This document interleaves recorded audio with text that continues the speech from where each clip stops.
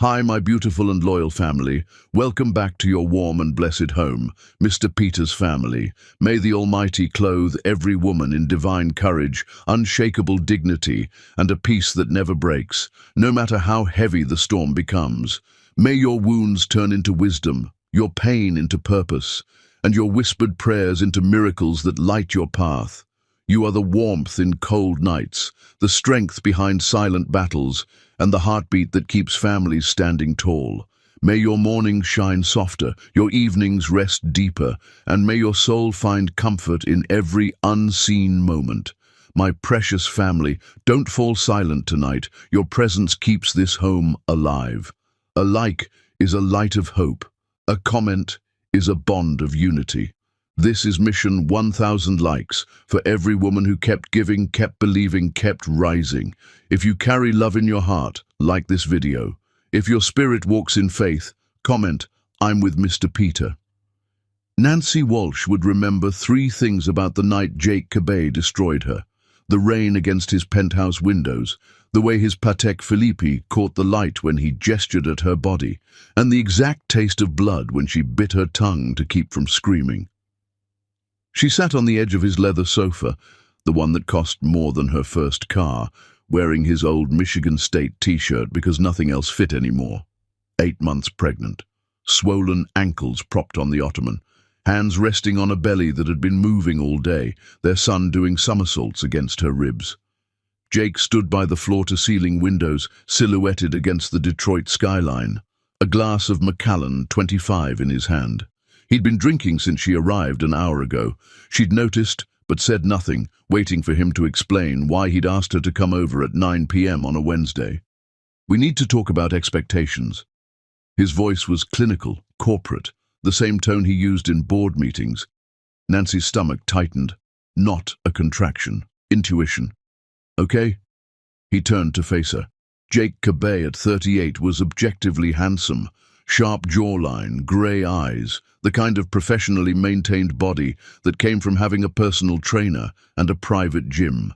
CEO of Cabet Industries, a luxury automotive empire his father had built, and he'd expanded to 400 million in annual revenue. Nancy had met him 3 years ago at an industry conference. He'd been charming, ambitious, intense. She'd been a brand strategist at a mid-tier agency, good at her job, but invisible in rooms full of men like him. He'd noticed her anyway, pursued her, made her feel seen. She'd quit her job 8 months into their relationship when he suggested she focus on us, on building something together. She'd believed him, believed in them. Now he was looking at her the way she'd seen him look at quarterly reports that disappointed him. "You're not beautiful anymore, Nancy." He said it matter-of-factly, like he was commenting on the weather. "I need you to understand that." The words hit like a fist to the solar plexus. Nancy's breath caught. Her hand instinctively went to her belly, protective. "What?" "Look at yourself." He gestured with his glass, scotch sloshing. "You've gained what, 60 pounds? Your skin's different. Those dark patches, the stretch marks. You're exhausted all the time. You fall asleep during conversations. Your hair's thinning." 43 pounds. She'd gained 43 pounds. Her doctor said it was perfectly healthy. Baby, fluid, placenta, her body doing exactly what it was designed to do. The skin changes were melasma, common in pregnancy, temporary. The exhaustion came from growing a human being while her body diverted every resource to keeping that life alive. But Jake wasn't interested in biology. He was interested in aesthetics. "My board, my investors, they see you at events and they see this." Another dismissive wave. "I built a brand on precision, Nancy. Excellence. Cabet Industries represents the pinnacle of luxury. Our customers pay premium prices for perfection. What do you think it says about me? About my judgment when I show up with someone who looks like they've given up?" Nancy's hands were shaking. She pressed them against her thighs, willing herself to stay calm, to think clearly. But rage was building in her chest, hot and sharp. "I'm pregnant, Jake, with your child, our child. This is what pregnancy looks like." I know that, which is why I'm handling this responsibly. He crossed to his desk, pulled out his checkbook. The sound of the pen scratching paper filled the silence. I'll provide generous financial support, the best schools, healthcare, everything the child needs. I'm not abandoning my responsibilities. The child, not our son, not the baby, the child. But I can't have you at company events anymore. I can't have potential clients and partners seeing me with... He trailed off, but the implication hung in the air like poison gas. Nancy stood, 8 months pregnant, wearing borrowed clothes, and she stood with her spine straight. Every muscle in her body screamed. The baby kicked hard, like he could feel her distress. His name is Gunnar. Her voice came out steady, controlled. Your son, Gunnar Elijah Walsh. Not the child. Not this. Gunnar. Jake didn't look up from writing the check. Whatever helps you sleep, Nancy. You can stay in the guest room tonight if you're too tired to drive. We'll work out a formal arrangement through lawyers. Something inside her shattered. Not her heart. That would come later, in private. What shattered was the last fragile piece of hope that this man had ever actually loved her. I need you to look at me. He glanced up, impatient. I need you to see my face when I tell you this. Nancy's voice was quiet, but it cut through the room like a blade. You're going to regret every word you just said. Not today, not tomorrow, but someday, when you're empty and alone and you realize what you threw away, you're going to remember this moment, and you're going to wish you could take it back. Jake laughed, actually laughed. Nancy, come on, don't be dramatic. This is a practical decision. You'll be fine. You're smart, capable. You'll find someone more suitable, someone at your level. She didn't trust herself to speak. She walked to the guest bedroom where she'd been keeping clothes for the past few months, pulled out a small suitcase, packed methodically, underwear, a few maternity tops, her toiletries, the book on her nightstand about preparing for labor, 3 years of her life in this penthouse. 3 years of believing in a future that had never actually existed. Jake appeared in the doorway. You're really leaving? Tonight? In your condition? My condition? Nancy zipped the suitcase, faced him. You mean pregnant? Yeah, Jake, I'm leaving pregnant, just like you wanted. I'm trying to be reasonable here. You're being emotional. I'm being clear. You don't want me? Fine. But you don't get to control how I leave. She brushed past him, headed for the door. Nancy, wait. At least take this. He held out the check. She could see the amount. $15,000. First month support, probably. She looked at the check. At his hand. At his face. Confusion and irritation, like she was a problem he couldn't quite solve. Keep it, she said. You're going to need it when I'm done with you. What's that supposed to mean? But Nancy was already out the door, suitcase in hand, walking toward the elevator. She held herself together through the lobby, through the parking garage. Her car, a 6-year-old Honda Civic she'd kept even after Jake suggested she upgrade, was parked in the visitor section. She threw the suitcase in the trunk, got behind the wheel, put her hands at 10 and 2 and stared at the concrete wall in front of her. Then she felt it. A pop, low in her belly, followed by a gush of warm fluid soaking through her leggings. No, no, no, no. Her water had broken. Nancy fumbled for her phone. 6% battery. Of course, she dialed 911 with shaking fingers. 911, what's your emergency? My water just broke. I'm 32 weeks pregnant and my water broke and I'm alone. Okay, Mom, stay calm. Where are you located? Nancy gave the address. The parking garage of the building she'd just been kicked out of. The dispatcher's voice was professional, soothing, but Nancy barely heard it over the roaring in her ears. Ambulance is 20 minutes out due to traffic. Can you get to a hospital? 20 minutes. Detroit Medical Center was 12 minutes away. She knew because she'd driven the route 3 times, practicing. I can drive myself. Ma'am, I don't recommend... I can do it. I'm doing it. Nancy hung up, started the car. A contraction hit. Not painful yet, just a tightening, her body preparing. She breathed through it, put the car in drive. The rain had started. Of course it had. Nancy drove through downtown Detroit, through rain and contractions and the complete dissolution of everything she'd thought her life would be. Her phone died somewhere around Woodward Avenue. She didn't care. She knew the way. Detroit Medical Center's ER entrance glowed like salvation. Nancy parked crooked across two spaces, grabbed her purse, left the suitcase, waddled through the automatic doors. I need another contraction, stronger this time. She gripped the reception desk. Water broke. 32 weeks. Need. A nurse was there immediately. Wheelchair. Questions. Nancy answered on autopilot. No, no partner. No, no family. Yes. Prenatal care. Dr. Martinez. Yes. Preeclampsia monitoring. No complications until tonight. Until tonight, when the father of her child told her she wasn't beautiful anymore and sent her out into the rain to give birth alone. They wheeled her to labor and delivery, hooked her up to monitors. The baby's heartbeat filled the room, strong, steady, perfect. Nancy started crying. She couldn't help it. This tiny person she'd been carrying for 8 months, this life she'd felt kick and roll and hiccup inside her, was about to be born, and his father didn't even care enough to be here. "Hey, honey. Hey now." A nurse appeared at her bedside. Older black woman with kind eyes and elaborate braids. Her name tag said Bethany. "I know it hurts, baby, but you're doing so good. You and your little one are both doing great." "I'm alone." Nancy's voice broke. "I'm completely alone." Bethany took her hand. "You got me now. I'm here for the next 12 hours, and I'm not leaving you. You hear me? You're not alone." Nancy gripped her hand like a lifeline. A contraction built and peaked and released. The monitors beeped. Nurses moved efficiently around the room. Dr. Martinez arrived, examined her. "You're at 4 centimeters.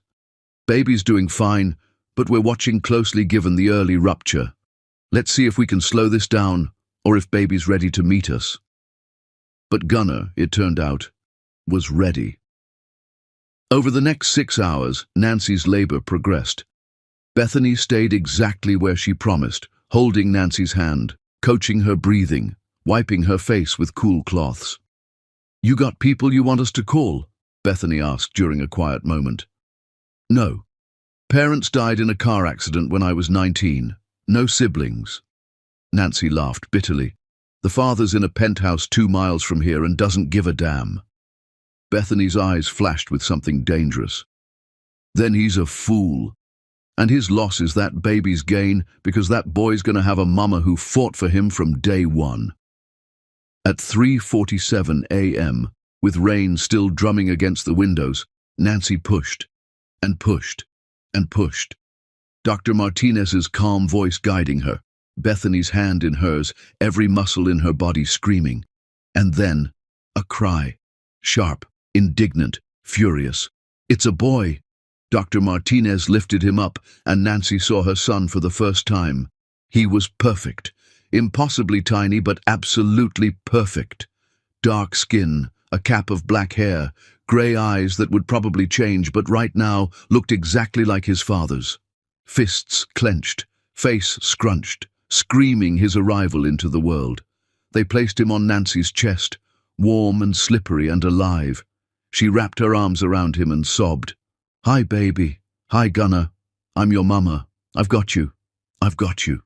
He quieted at her voice, turned his head toward her, instinctive, seeking. Nancy guided him to her breast and he latched immediately, like they'd done this before, like they'd always known each other. Bethany was crying too. "Look at him. Just look at that boy. He's something special, Nancy. You both are. 7 pounds, 3 ounces, 19 inches long, 10 fingers, 10 toes, a lusty cry and a fierce grip and a complete inability to understand that he'd just been born into the most complicated situation imaginable. While Nancy nursed him, Bethany cleaned her up, brought her water, adjusted the bed. "You think of a middle name yet?" "Elijah, Gunnar Elijah Walsh." Nancy couldn't stop staring at him. "Gunnar means warrior. Elijah means the Lord is my God. He's going to need both." That's a powerful name for a powerful boy with a powerful mama. At 6 a.m., someone from administration came by with paperwork, birth certificate, insurance, emergency contacts. The woman glanced at the form. Father's name? Nancy paused.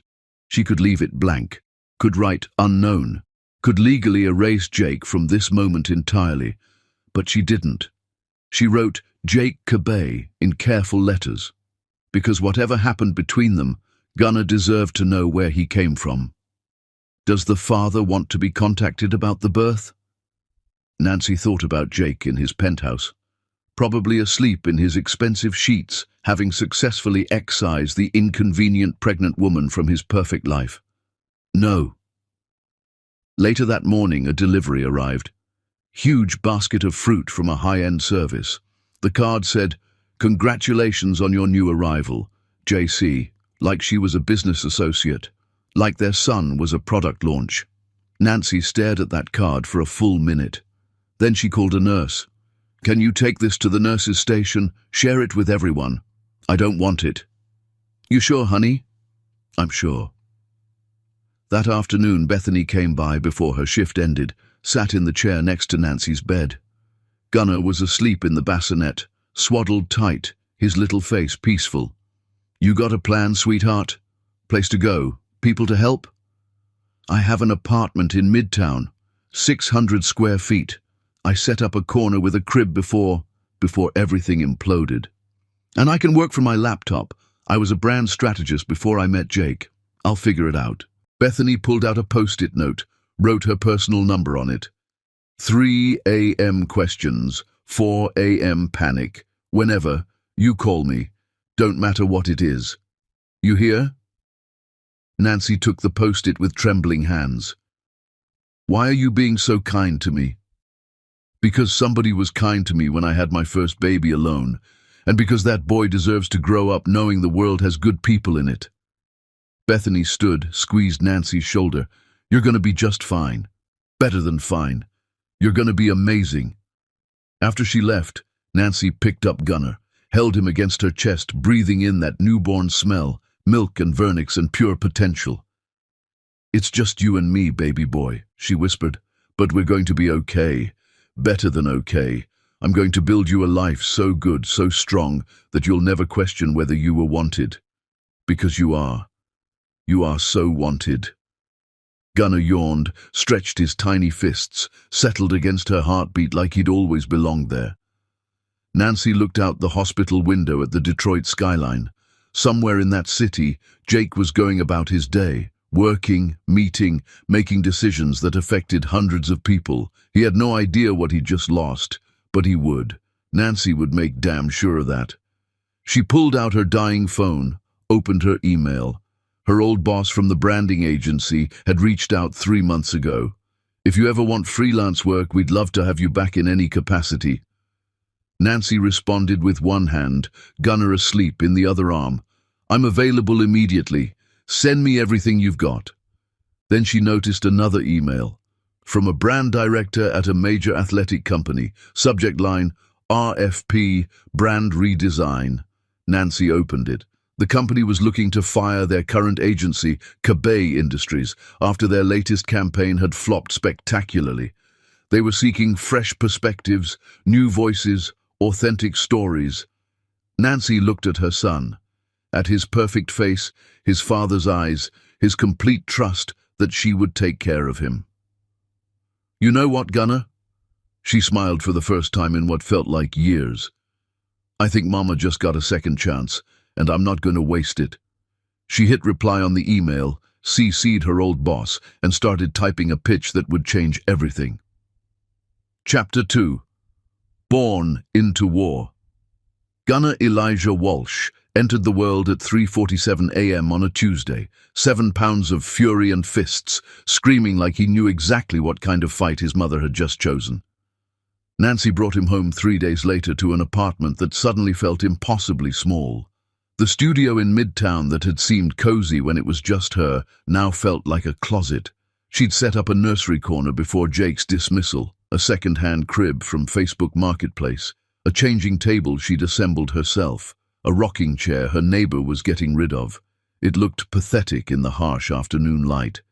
Nancy set the infant carrier on the floor. Gunnar was asleep, his face peaceful, tiny chest rising and falling. She looked around at her life, 600 square feet, cracked plaster, a radiator that clanked all night, a kitchen that was really just a corner with appliances, a bathroom where the shower handle came off if you pulled too hard. This was what she had to offer her son. Her phone buzzed. A text from an unknown number. Venmo sent $15,000 from Jake Cabay. First month support. Nancy stared at the notification. $15,000. More than she'd made in 3 months at her old job. Enough to move to a better place, buy new furniture, create some breathing room. She opened Venmo, took a screenshot of the pending payment, then declined it. Instead, she opened her banking app, pulled up her checks, and wrote across the memo line of a physical check. Gunnar Walsh deserves a father, not a checkbook. She'd mail it to Jake's office, let him open it in front of his assistant. Gunnar woke up screaming. Nancy jumped, her heart pounding. She'd been home for 20 minutes and already she was failing. The next 6 hours were a blur of crying, feeding attempts, diaper changes, more crying. Gunnar wouldn't latch properly. Nancy's breasts were engorged, painful, leaking through her shirt. The lactation consultant at the hospital had made it look so easy. By midnight, Nancy was crying as hard as Gunnar. She sat on the floor of her apartment, back against the wall, this tiny human wailing in her arms, and wondered what the hell she'd been thinking. She couldn't do this. She was 29 years old with no family, no partner, no job, and a 4-day-old baby who clearly hated her. She remembered Bethany's post-it note, 2:47 a.m. That qualified as an emergency, right? Nancy dialed with shaking fingers. Bethany answered on the second ring, alert. Nancy! That you, baby? I can't. Nancy's voice broke. He won't stop crying and I can't get him to eat and I don't know what I'm doing and hold on, sweetheart, hold on. Take a breath for me. Nancy breathed. Sort of. Good. Now tell me what's happening. Nancy explained everything. Bethany listened, asked questions, talked Nancy through different positions, different techniques. 20 minutes later, Gunnar finally latched. The relief was instant for both of them. There you go. Bethany's voice was warm through the phone. You did it, Mama. You figured it out. I called you at 3 in the morning. And I told you to. You ain't bothering me, Nancy. You're doing the hardest job in the world completely alone. You're allowed to need help.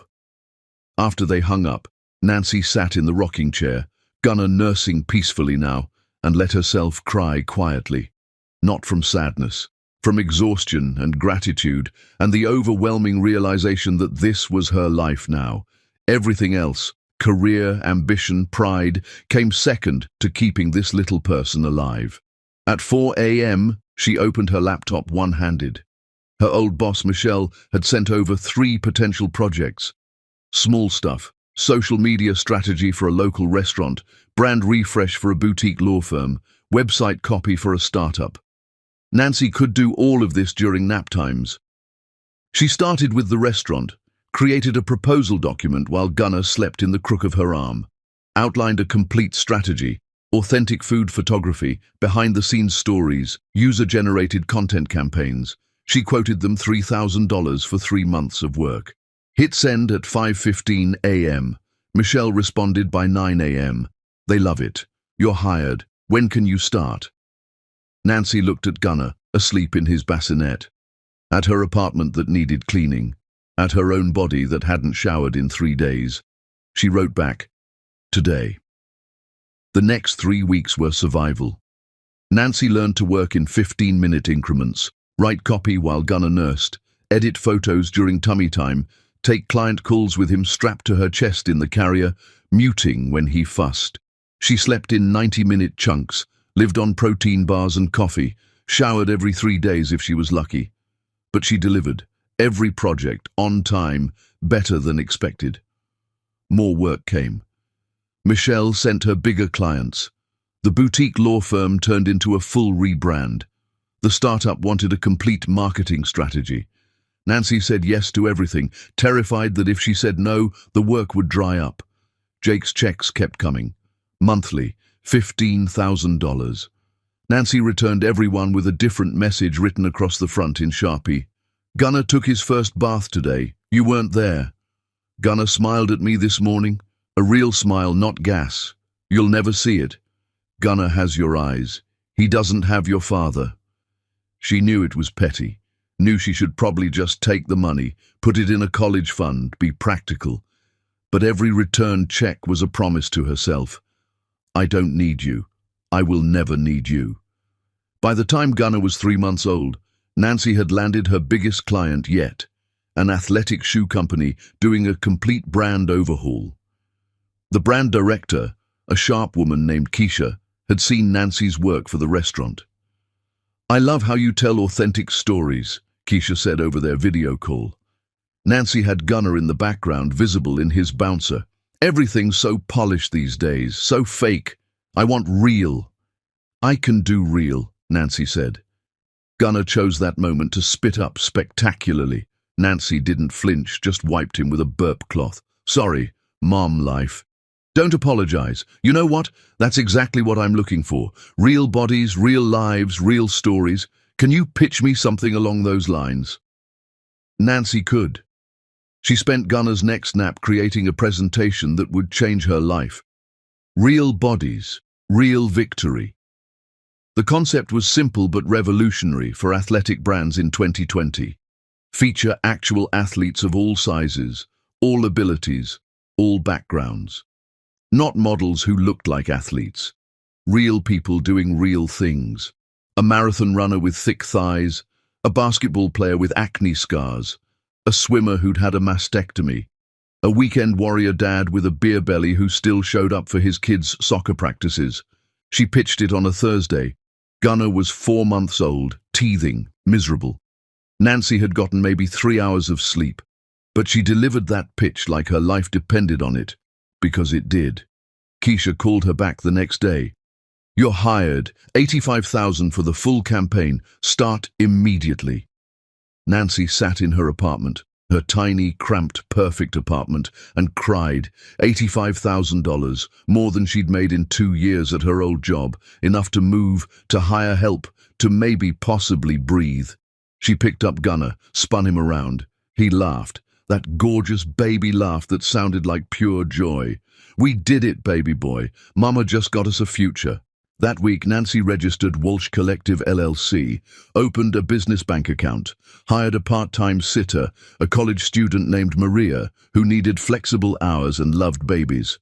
Maria was studying social work at Wayne State, had 3 younger siblings, and treated Gunnar like he was made of gold. You're going to be great at this, Nancy told her after the first day. So are you, Maria said, nodding at the laptop, the scattered notes, the evidence of Nancy building something from nothing. You're kind of a badass, you know that? Nancy didn't feel like a badass. She felt like she was barely holding it together, but she smiled anyway. Fake it till you make it, right? The Real Bodies, Real Victory campaign launched 6 months later. By then, Gunnar was 10 months old, crawling, getting into everything. Nancy had moved them into a 1-bedroom apartment in a better building. Gunnar had his own room now, painted deep blue with glow-in-the-dark stars on the ceiling. The campaign was everywhere. Billboards, social media, magazines, morning shows. NPR did a segment on it. Forbes wrote it up. Sales for the athletic company increased 34% in the first 6 weeks. Nancy's phone didn't stop ringing. 4 more brands wanted to work with her. A marketing agency in Chicago tried to recruit her. A venture capital firm asked if she'd consider taking on investment. Walsh Collective had arrived. Through industry gossip, Nancy heard that Cabay Industries was struggling. They'd lost 2 major accounts. Jake's VP of marketing had quit, joined a competitor. There were rumors of internal chaos, poor leadership, clients questioning whether Jake still had the vision that had made the company successful. Nancy told herself she didn't care. She cared. Of course she cared. Every loss Jake took felt like a tiny victory. Gunnar's first birthday party was small, just Maria, Bethany, a few neighbors. Nancy made a cake from a box mix that came out lopsided but tasted fine. Gunnar smashed his face into it, got frosting everywhere, laughed that belly laugh that made Nancy's entire world make sense. That night, after Gunnar was asleep, Nancy sat on her tiny balcony and allowed herself to reflect. 1 year ago, she'd been in labor, alone, terrified. Now she had a thriving business, a beautiful son, and a life she'd built entirely on her own terms. Her phone buzzed. Another Venmo from Jake. Same amount, same emptiness. Nancy declined it. Then she did something new. She posted a photo on her professional Instagram, her and Gunnar at his birthday party, both covered in frosting, both laughing. The caption, "Building an empire, one nap at a time, Walsh Collective, brand strategy for companies that give a damn." Within an hour, Jake's assistant's account tried to follow her. Nancy blocked it. She didn't need Jake to see her success. She just needed to keep building it. But somewhere in the back of her mind, a tiny voice whispered, "He's watching now. And one day, he's going to realize what he lost." Good. Chapter 3. Building Rome in the Dark. Nancy Walsh learned to run a business the way she learned to be a mother, exhausted, desperate, and without the luxury of failure. By the time Gunnar was 18 months old, Nancy had transformed Walsh Collective from a one-woman operation into a boutique agency with 6 full-time employees and 12 major clients. They'd moved again, this time to a 2-bedroom apartment in a building with actual security and a small playground out back where Gunnar could toddle around while Nancy worked from the bench, laptop balanced on her knees. The physical transformation was almost as dramatic as the professional one. Nancy had lost the pregnancy weight through sheer necessity, running between daycare drop-offs, client meetings, grocery stores, playground visits. No time for the gym, but somehow the constant motion had carved her body into something lean and strong. She'd kept her hair short, discovered it was easier to manage with an active toddler, started developing a signature style, bold colors, clean lines, pieces from Detroit designers who understood her aesthetic. Unapologetically feminine and powerful. She'd dated a few times. Marcus, a cardiothoracic surgeon at Henry Ford, who was brilliant and kind, but they had zero chemistry. David, a philosophy professor at U of M, who was fascinating in conversation, but a terrible kisser. Ahmed, who owned a coffee shop and made her laugh, but wanted more kids immediately, and Nancy wasn't ready for that conversation. Nothing stuck. Her heart was locked up tight, and honestly, she was fine with that. She had Gunnar, she had Walsh Collective, she had a life that was hers and hers alone. Gunnar, at 18 months, was pure joy and chaos. He ran everywhere, never walked, always ran. Talked in sentences that were mostly comprehensible. Mama, truck, big truck. His favorite things were construction vehicles, Daniel Tiger, and a stuffed triceratops named Chompy. He was smart as hell, curious about everything, and had Jake's grey eyes and Nancy's warm brown skin and a smile that could light up entire rooms. One Saturday morning, while Nancy was making breakfast and Gunnar was helping by banging pots together, he looked up at her with those grey eyes and asked the question she'd been dreading. "Mama, where's my daddy?" Nancy's hands stilled on the eggs she was scrambling. She'd prepared for this, had literally rehearsed answers in the mirror. But hearing it from his tiny voice made her throat tight. She scooped him up, sat him on the counter so they were eye level. "Your daddy lives far away from us right now, baby. He's not ready to be the kind of daddy you deserve." "Why?" "Sometimes grown-ups make choices that don't make sense. Your daddy made a choice to not be part of our life right now. But that's his loss, Gunnar, because you are amazing." "Does he know about Chompy?" Nancy laughed despite the ache in her chest. "I don't think he does." Gunnar considered this seriously. "Then he's missing out. Chompy's the best." "You're right, baby. He's missing out on a lot." That night, after Gunnar was asleep, Nancy pulled out the box where she kept important documents. Inside was every check Jake had sent, 17 of them now, each one returned with a different message. Also inside, the hospital bracelet from Gunnar's birth, a few ultrasound photos, and a single photo of her and Jake from better days.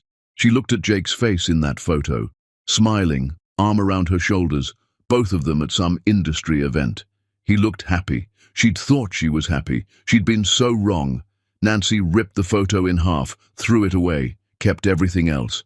2 weeks later, Walsh Collective landed the opportunity that would change everything, a complete rebrand for Madison & Cole, a national department store chain that had just filed for Chapter 11 bankruptcy. The company was bleeding money, losing relevance, desperate for a miracle. The pitch meeting was at their headquarters in downtown Detroit, a beautiful Art Deco building that had seen better days. Nancy showed up with her team, Jordan, her lead designer, Simone, social media strategist, and Trevor, accounts manager. They'd worked on the pitch for 3 weeks straight, refining every detail. The Madison & Cole executives looked skeptical. 8 people around a mahogany table, all older white men except for one black woman in her 50s, who had CFO on her nameplate. Nancy didn't let the skepticism touch her. She launched into the presentation. American families, American dreams, that's your new positioning. She clicked to the first slide, a photo of a real family.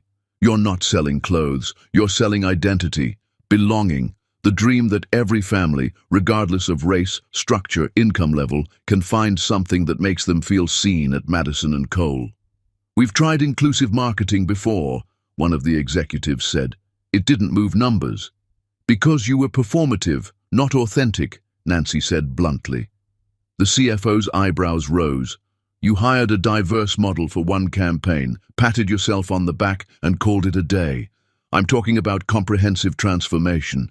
Every touch point, every piece of content, every in-store experience centered on real people living real lives. She clicked through the mock-ups. Real families, single mums with kids, elderly couples, blended families, same-sex parents, multi-generational households, all different sizes, all different backgrounds, wearing Madison & Cole clothes in their actual lives, at school pickups, backyard barbecues, Sunday church, weekend errands. I want to feature myself and my son in one of these spreads, Nancy said. The executives shifted, not prominently, but as part of the tapestry, because I am your customer. Single mother, small business owner, woman who needs to look professional on a budget, but also needs clothes that survive toddler handprints. The CFO leaned forward. You're willing to put yourself in the campaign? If it serves the strategy, absolutely. This isn't about me. It's about showing your customers that you see them, all of them. The room was quiet. Then the CFO smiled. When can you start? The contract was enormous. $400,000 for the full rebrand and launch campaign. Nancy negotiated hard for creative control, final approval, and bonuses tied to sales performance. They shook hands on a deal that would make or break Walsh Collective. The work was brutal, 3 months of 18-hour days. Nancy hired a full-time nanny so she could focus, felt guilty every single day about the time away from Gunnar. But he was thriving, learning new words constantly, making friends at daycare, becoming this full little person. The photo shoot for the campaign was intense. Professional photographers, makeup artists, stylists, real families they'd cast through an open call that got over 3,000 submissions. Nancy and Gunnar's shoot was scheduled for a Thursday afternoon. She dressed him in a little button-down shirt and tiny jeans. Let him pick out his shoes, light-up sneakers that he was obsessed with. The photographer was a woman named Jasmine who'd worked for Vogue and National Geographic. Just play with him, Jasmine directed. Forget we're here. Nancy did. She sat on the set, a living room styled to look like a real home, and read Gunnar a book. He climbed all over her, pointed at the pictures, laughed when she did the funny voices. At one point he grabbed her face with both his tiny hands and said, "Mama, I love you so much." The photographer captured it, that exact moment. Nancy in burnt orange linen, Gunnar on her hip, both of them mid-laugh, his hands on her face. Pure, unfiltered joy. When Jasmine showed her the shot, Nancy's eyes filled. That's it. That's the one. The American Families, American Dreams campaign launched on a Tuesday in March. Billboards across 15 cities. Full-page spreads in major magazines. A social media campaign that immediately went viral. The Madison & Cole website crashed from traffic. Nancy's phone exploded. Press requests, interview offers, potential clients. The business media picked up the story, how one woman's vision saved a dying retail giant. Within 6 weeks, Madison and Kohl's stock jumped 12%. Store traffic increased 23%. Sales were up 34% in the American Family's product lines. The bonuses Nancy had negotiated kicked in. Walsh Collective netted an additional $150,000. Nancy moved them again, this time to a 3-bedroom apartment in a genuinely nice building with a doorman and a small gym. Gunnar got a proper bedroom with custom built-in shelves for all his books and toys. She hired a cleaning service, started contributing to a 401k, bought health insurance that didn't make her want to cry. She also started seeing the photo everywhere, her and Gunnar, that moment of pure love, on billboards and in magazines and across social media. People she'd never met recognized her at the grocery store, told her the campaign had made them cry, thanked her for making them feel seen. It was surreal and overwhelming and incredible. And then, on a Tuesday in late April, Nancy was driving to a client meeting when she passed a billboard on I-75, 40 feet high. Her face, Gunnar's face, both of them laughing. She pulled over just to look at it, to process the impossible journey from that hospital room where she'd given birth alone to this moment, where her face represented a national campaign. Her phone rang. Michelle, her former boss and now informal mentor. Nancy, have you seen the news about Cabay Industries? No. Why? Their CFO just resigned, taking half their design team with him. There are rumors Jake is having a complete meltdown. One of my contacts said he showed up drunk to a board meeting last week. Nancy should have felt victorious. Instead, she felt nothing. Jake's failures were his own. She hadn't done this to hurt him. She'd done it to save herself and her son. That's unfortunate, Nancy said neutrally. Nancy, he's losing everything. And from what I hear, you're taking a lot of the clients he used to dominate. The industry is talking about how you've absolutely destroyed his market position. Good. Nancy surprised herself with the vehemence. He destroyed me when I needed him most. If the market thinks I'm better, it's because I am. I work harder, I care more, and I actually give a damn about the people I'm trying to reach. Michelle was quiet for a moment. You've changed. I had to. I had a son to raise and no backup plan. After they hung up, Nancy looked at that billboard one more time. Gunnar would be coming home from daycare in an hour. She needed to prep dinner, give him a bath, read 3 books minimum before bed because that was their routine. This was her life now, not defined by what Jake had done to her, but by what she'd built in spite of it. Her phone buzzed. A Venmo notification, $15,000 from Jake Cabay. Nancy declined it. Then she did something she hadn't done before. She took a screenshot of the declined payment and posted it to her Instagram story with a simple caption, "Some things money can't fix." It was petty, it was public, it was also deeply satisfying. Within an hour, the story had been viewed 12,000 times, 300 DMs of support, and one message from an account she didn't recognize. He saw it. He's not okay. Nancy deleted the message. She didn't need to know if Jake was okay.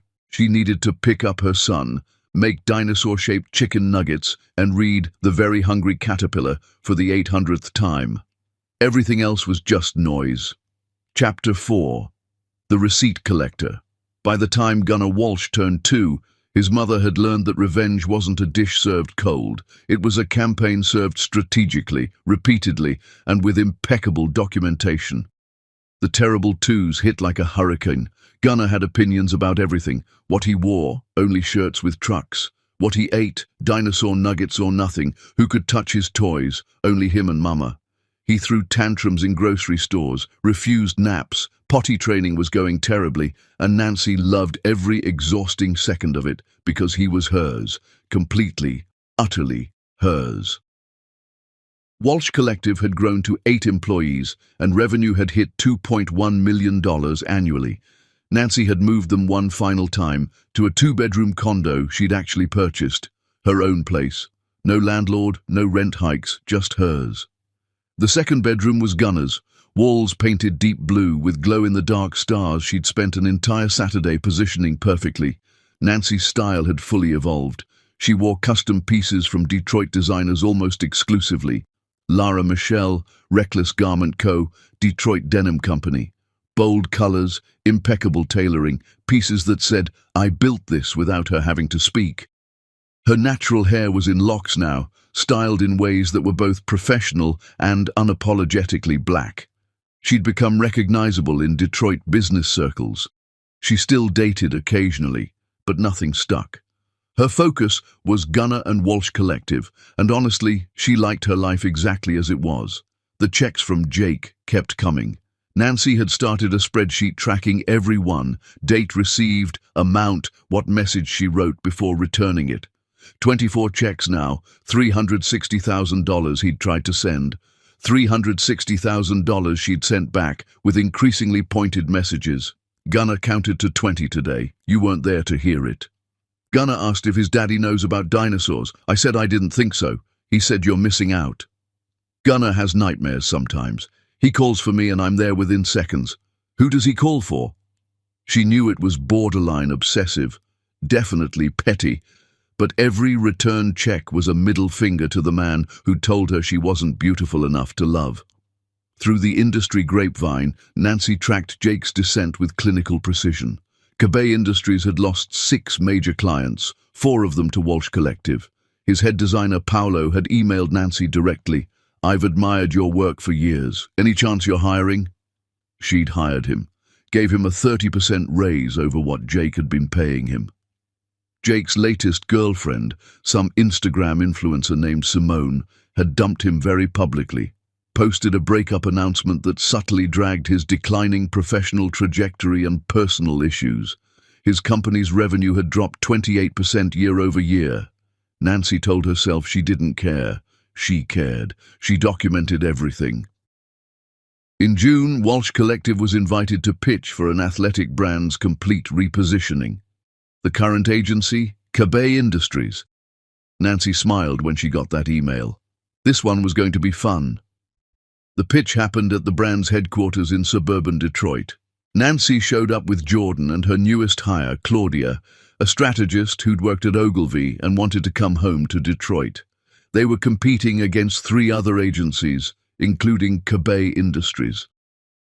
Jake wasn't at the pitch. He sent his interim creative director, a nervous guy named Brett, who clearly knew he was outmatched. Nancy didn't hold back. She presented a campaign called Everybody Moves, focused on real athletes of all abilities. Adaptive athletes, weekend warriors, kids just learning to love movement. The research was impeccable, the creative was stunning, and the ROI projections were conservative but impressive. "I like it," the brand's CMO said, "but I have to ask, this seems like a massive departure from what you're doing now, Brett." Brett fumbled through an explanation about evolving their approach and new directions. It was painful to watch. Nancy didn't gloat. She just answered questions, demonstrated her team's capabilities, and left. They won the contract. $325,000. Brett's boss, Jake, sent Nancy an email 3 days later, the first direct contact in almost 2.5 years. "Nancy, congratulations on landing the Morrison Athletic account. You earned it. I'd like to talk sometime if you're willing, not about business, about Gunnar." Jake. Nancy stared at that email for a full 5 minutes. Then she deleted it. A week later, she was at an industry mixer, one of those awful networking events where everyone pretended to enjoy warm wine and stale cheese. Nancy went because it was good for business, stayed for exactly 1 hour, spent most of it talking to potential clients. She was getting ready to leave when she heard him.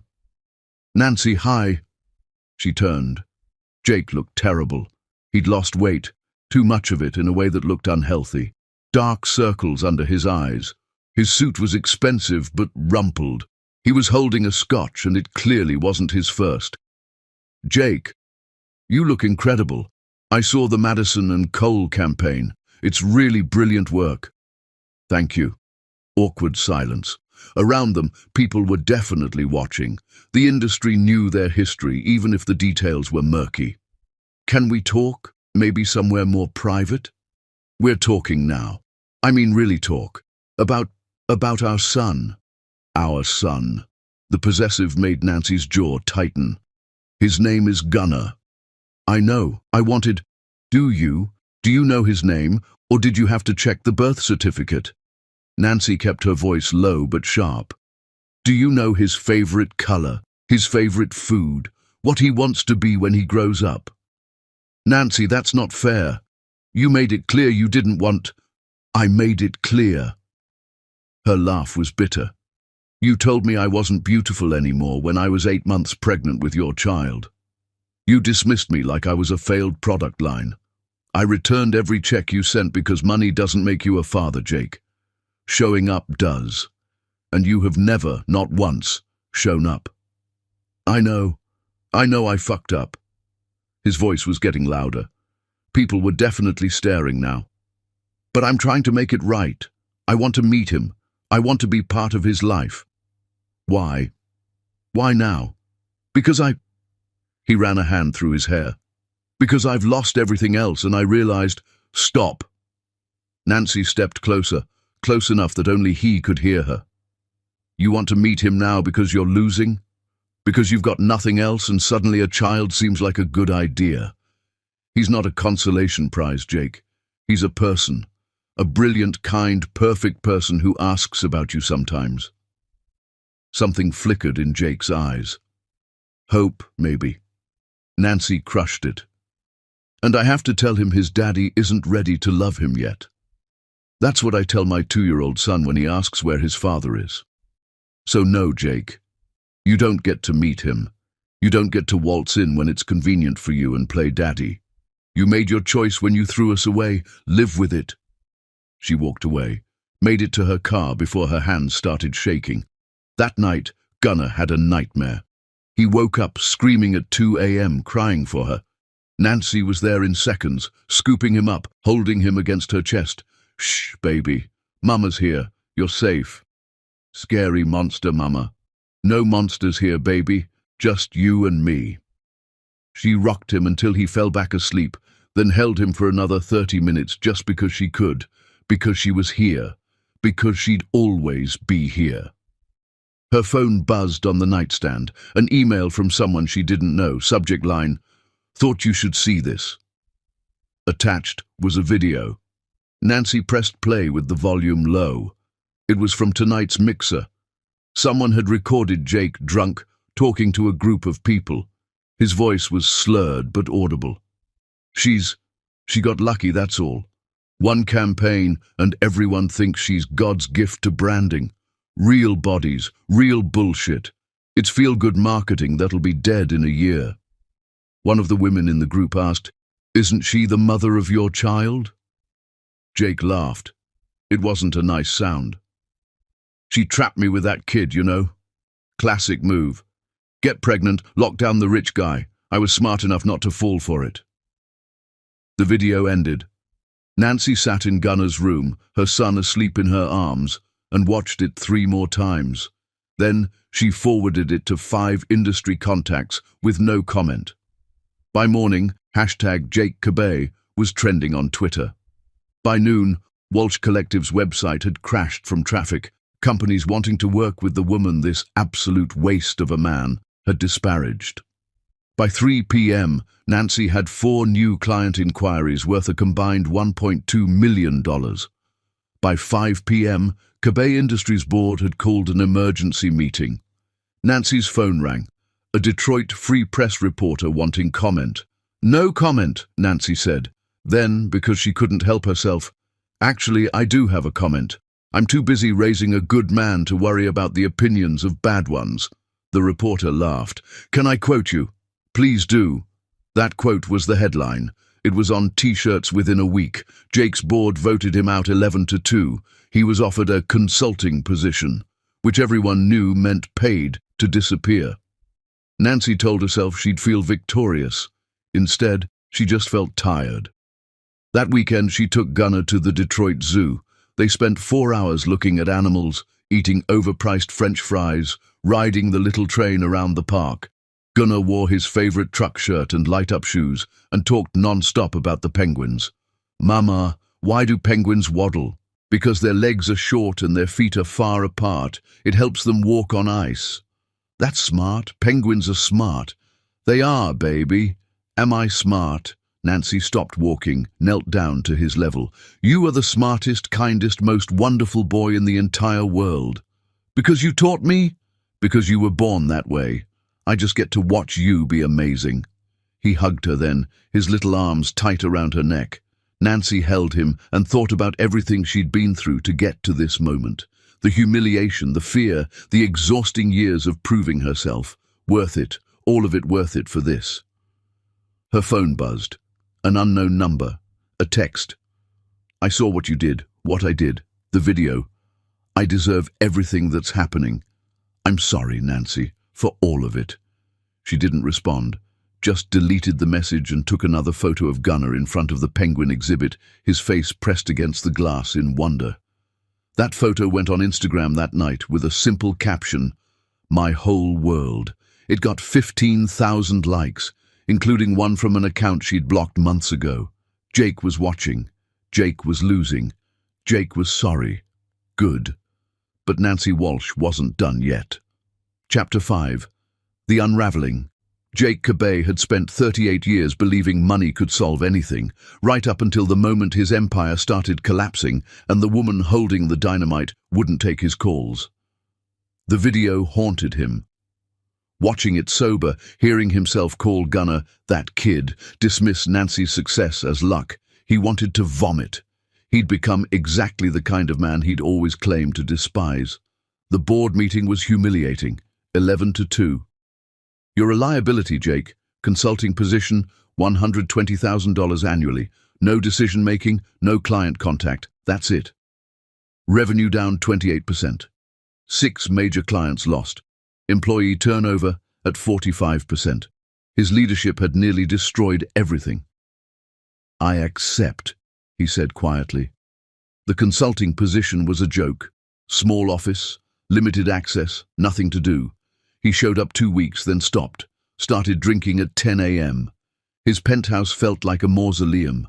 Friends stopped calling. Women disappeared. He was radioactive. 3 weeks later, Jake woke at 2 p.m. in his own vomit.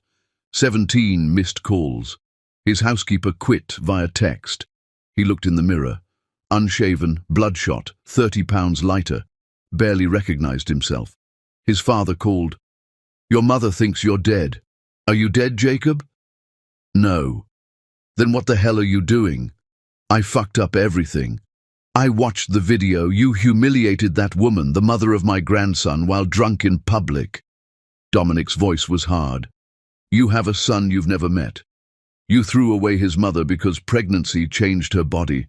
Now you're drinking yourself to death, feeling sorry for yourself." "I know. Fix this, Jacob. The company, your life, that boy. Or don't come to my funeral." The line went dead. Jake sat on the bathroom floor for 2 hours, then called his doctor. "I need help. I'm an alcoholic. I need rehab." 3 days later, Pathways Recovery Center in rural Michigan. Real rehab. Shared rooms, group therapy, manual labor, no phones. His roommate Dennis, former auto worker, "You're that CEO asshole from the video." "Yeah." "Good. You need to be here." Rehab was hell. Withdrawal, shaking, sweating, hallucinating, circles with people who'd lost more. Therapist Dr. Okafor who didn't tolerate bullshit. "Why are you here?" "I'm an alcoholic." "That's a symptom. What's the actual problem?" "I threw away the best thing that happened to me because I was vain and shallow." "Now we're getting somewhere." Dr. Okafor made him write letters. The one to Gunnar took 17 attempts. Final draft. "Gunnar, I wasn't there when you were born. You deserved better. Your mum gave you better. I'm working on becoming worthy of knowing you. I don't know if I'll get there, but I'm trying. I'm sorry. Your father." He cried writing it, never sent it, but getting the words out mattered. 28 days, scrubbed toilets, attended meetings, listened to stories, slowly rebuilt himself. Day 26, someone asked, "What are you going back to?" "Nothing. I'm going back to nothing." "Good," Dennis said. "Clean slate." Jake graduated on a cold November day. His sponsor, Terry, picked him up. "Don't go back to that penthouse. It's full of ghosts. Start small, start honest."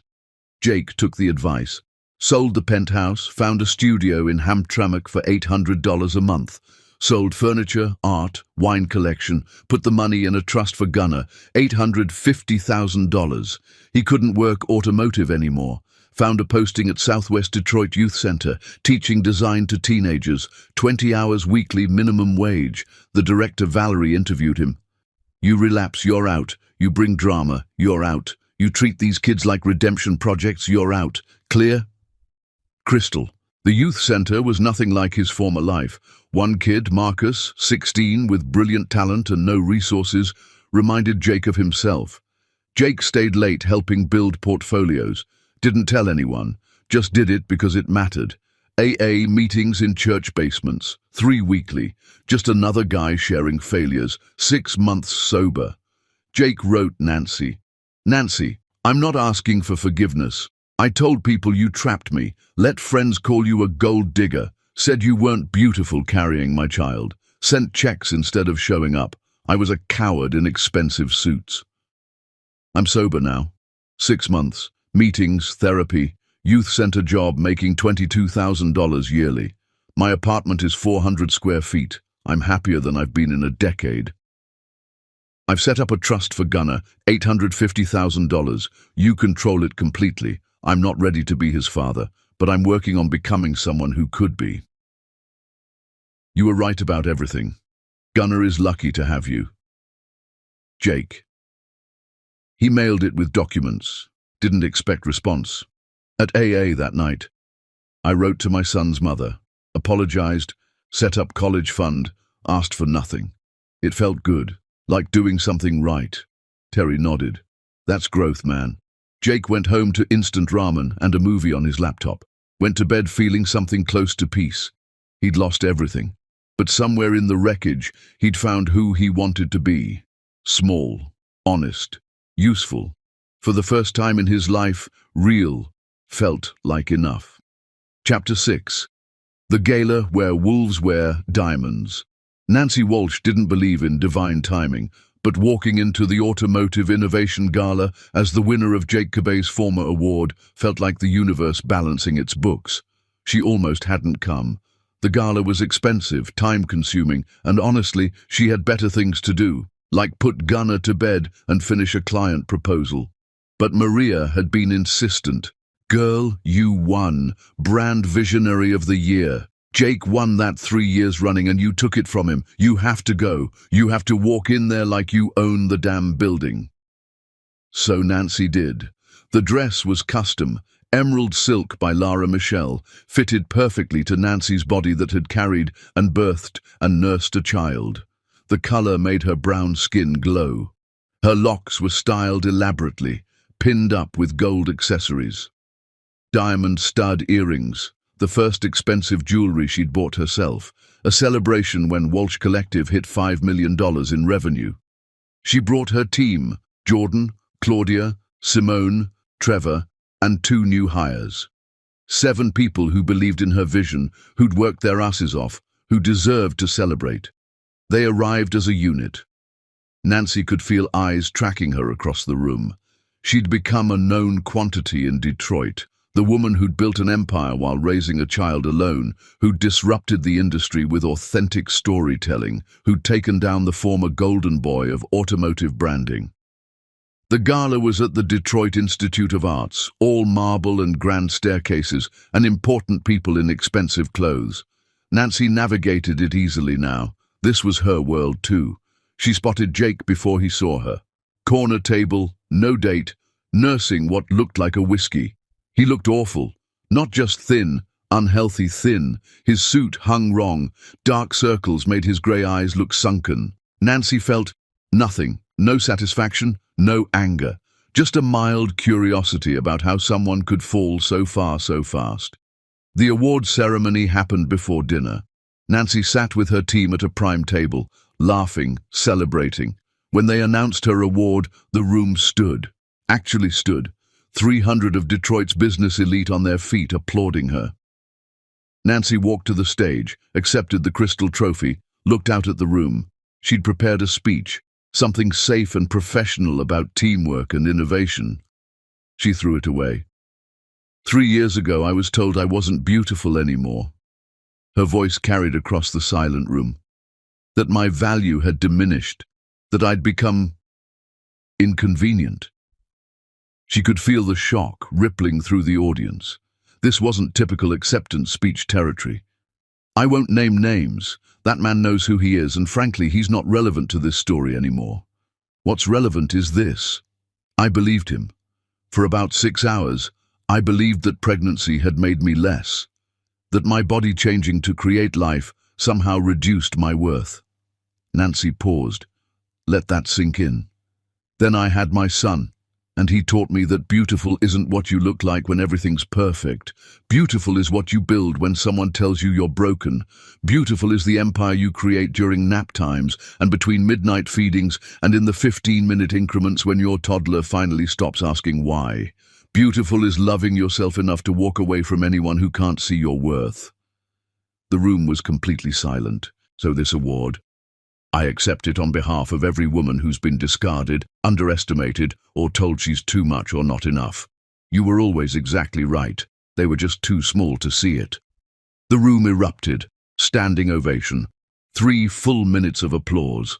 Nancy saw several women wiping their eyes. She also saw Jake in the back, looking like he might throw up. Good. The after party was in the museum's atrium.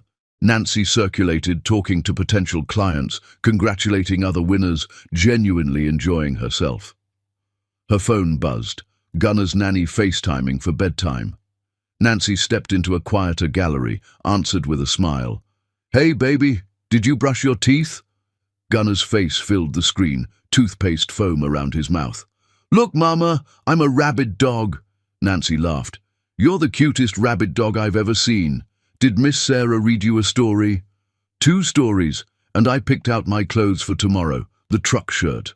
Always the truck shirt. It's the best shirt, Mama. You're right, baby, it is. I love you so much. Sweet dreams. Love you more. Nancy hung up, her heart full. This was what mattered. Not awards or recognition or revenge. Her son, safe and happy and loved. Nancy. She turned. Jake stood 10 feet away, hands in his pockets, looking uncertain. Jake, can we talk? We're talking. I mean, somewhere more private. Please. Nancy considered. She could walk away, should walk away. But something about the way he stood, smaller somehow, less sure, made her curious. 5 minutes, not private, right here. Jake nodded, stepped closer but kept distance between them.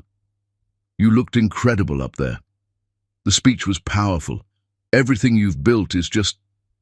it's extraordinary. Thank you. Awkward silence. Jake seemed to be gathering courage. I got sober 9 months ago. I'm working at a youth center teaching design. I wrote you a letter explaining everything, sent trust fund documents for Gunner. I got it. Did you read it? Yes.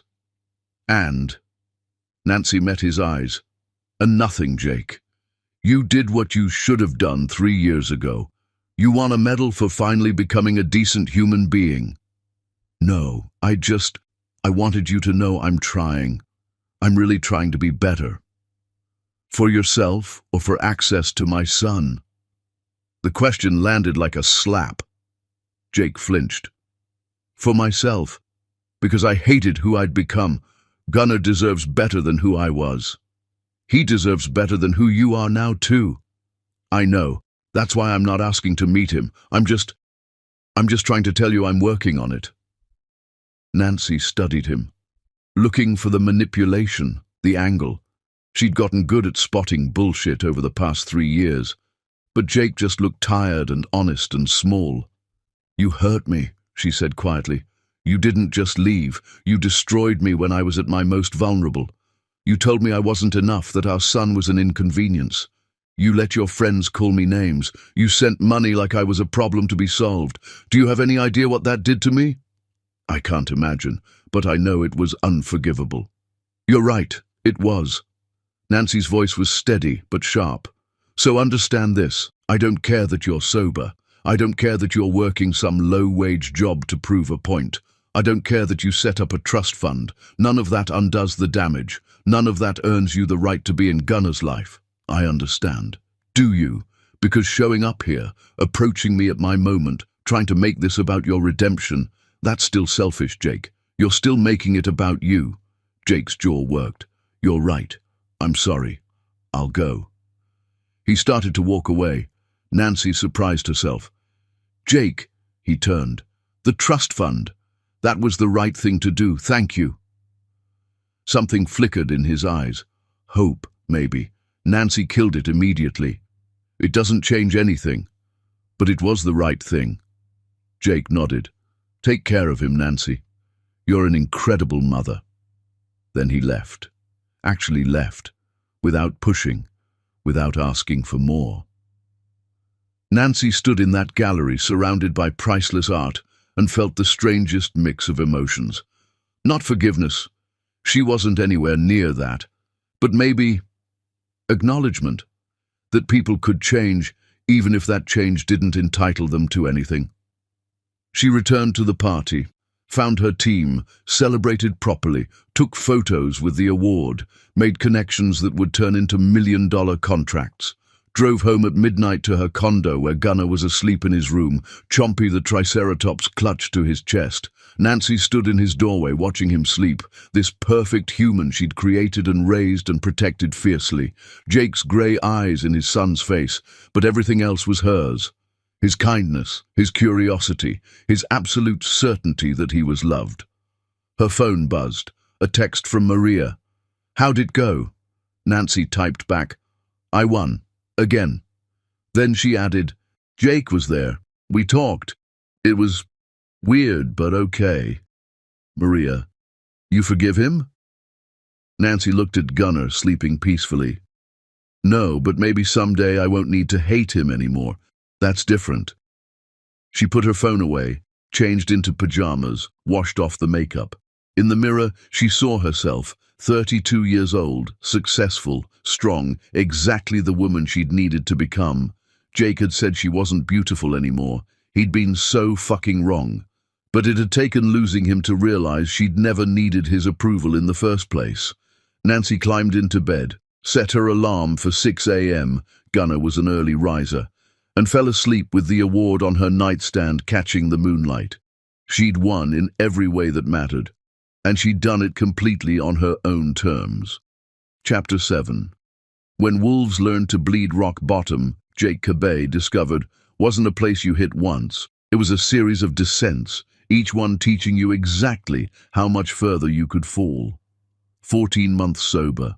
Jake woke up every morning at 5:30 a.m. in his studio apartment in Hamtramck, made coffee in a Mr. Coffee machine that cost $12, and went to a 6 a.m. AA meeting before work.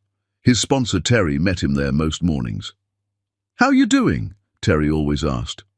Still sober, Jake always answered. That's all that matters.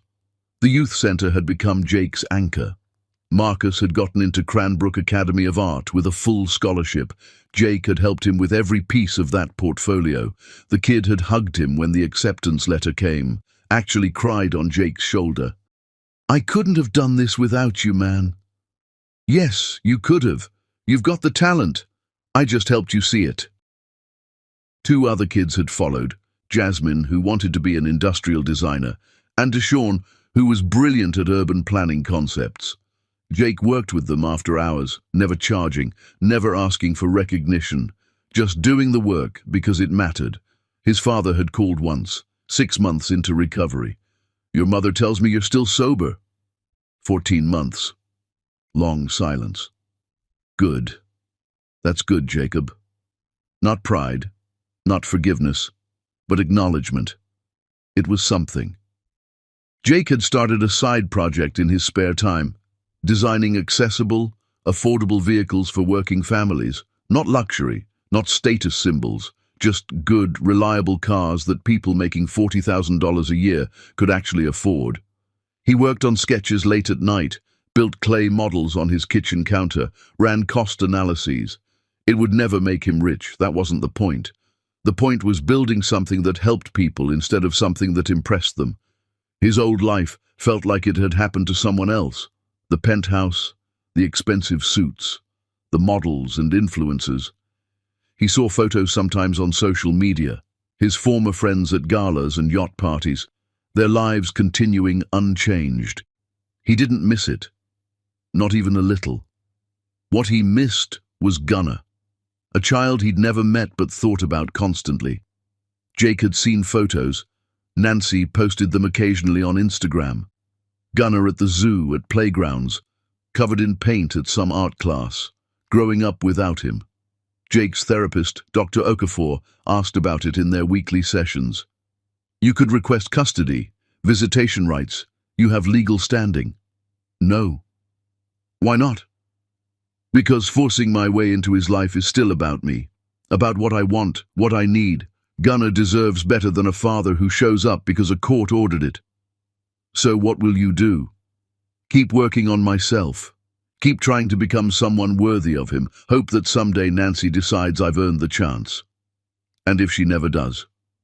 Jake sat with that question, really sat with it. Then I live with the consequences of my choices. I destroyed that chance. If it never comes back, that's on me. Dr. Okafor nodded. That's growth, Jake. Real accountability. One Thursday in June, Jake was at the youth center helping Jasmine with her portfolio when his phone rang. Unknown number. Hello? Mr. Cabay, this is Scottsdale Regional Medical Center. Your father, Dominic Cabay, was brought in an hour ago. Heart attack. He's in surgery now. Jake's blood went cold. Will he? Too early to say, but you should get here. Jake was on a plane 4 hours later, landed in Phoenix at midnight, drove straight to the hospital. His stepmother Diane was in the waiting room, along with his two half-siblings Michael and Lauren.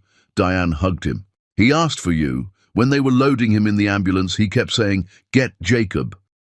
The surgery took 9 hours. Bypass, triple bypass. The surgeon came out at 7 a.m. looking exhausted. He made it through, but he's critical. The next 48 hours will tell us a lot. Jake sat in that hospital for 3 days straight. Diane brought him coffee and sandwiches. Michael and Lauren were polite but distant. They'd never been close. And Jake's public meltdown hadn't helped. On the third day, Dominic woke up. Tubes everywhere, machines beeping, but conscious. Jake stood at his bedside. His father looked old, really old for the first time. 74 years reduced to this fragile thing in a hospital bed. Dad, hey, I'm here.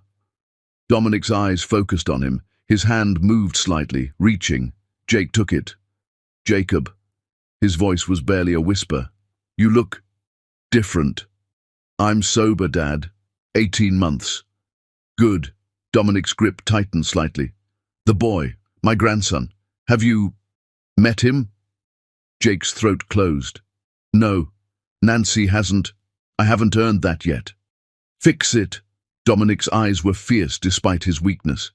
You fix it, Jacob. That boy, he's all that matters. Not money, not company, family. You fix it. I'm trying, Dad. I promise, I'm trying. Dominic closed his eyes. Try harder. He survived. Stabilized over the next week, began the long recovery process. Jake stayed for 2 weeks, helping Diane navigate insurance and care plans, reconnecting, tentatively, with Michael and Lauren. Before he left, Dominic pulled him aside in the hospital room. I was too hard on you sometimes, pushed you to be something you weren't ready to be, made the company more important than your actual life.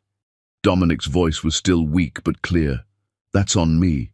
But what you did to that woman, to your son, that's on you. Own it, fix it, be better than I taught you to be. I will, Dad. I am. Good. Now get the hell out of here and go earn your place in that boy's life. Jake flew back to Detroit with a new clarity. His father had almost died. Life was short. Gunnar was 3 years old already. 3 years of memories, milestones, moments Jake could never get back. But maybe if he proved himself long enough, he could be there for what came next. Back in Detroit, Jake doubled down. The youth center, AA meetings, therapy, his affordable vehicle project. He lived quietly, worked hard, stayed sober. He didn't contact Nancy, didn't push, didn't ask for anything, just worked on becoming the man his son might someday want to know. One Saturday in October, Jake was at a community park that the youth center had helped fund. Anonymous donation, actually from the sale of his art collection, but nobody needed to know that. He was there with a group of kids from the center, helping fix a broken swing set. It felt good, useful, real. A little boy, maybe 3 or 4, came running over. "Mister, can you fix the spinny thing? The merry-go-round? Let me look at it." The kid grabbed his hand, pulled him across the playground. Jake laughed, let himself be led. They reached the merry-go-round. Jake examined it. The bearing was shot, but he could jury-rig it temporarily. He pulled out his toolkit, because of course he carried a toolkit now, started working. The kid watched, fascinated. "You're good at fixing stuff." "Thanks, buddy. What's your name?" "Gunnar." Jake's hands went still. He looked up, really looked, at the child. Grey eyes. His grey eyes. Nancy's warm brown skin, her smile, her energy. But those eyes were unmistakably his. This was his son, standing 3 feet away, completely unaware that the stranger fixing playground equipment was his father. Jake's heart was pounding so hard he thought he might pass out. "That's a cool name." "It means warrior. My mama told me." "Your mama sounds smart."